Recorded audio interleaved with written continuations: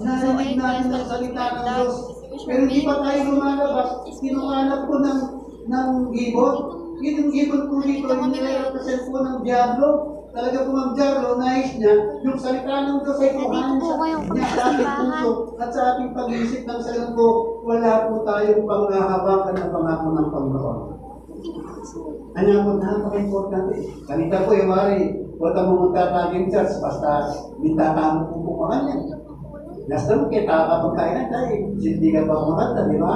Naman talagang siseryoso. Naman talagang, bakit naman? Basta yung bala mo, istunay ka, punta na ako ng church. Hindi na po yung makaninda nito. Hindi ako makaninda dito. Di ba? Wala mo self-righteous kayo eh. Okay dito, basta yung obligasyon mo, gawa ko na. Pero wala naman kung malalyaking geno. Alam mo kung hindi. At eman mag-grow at eman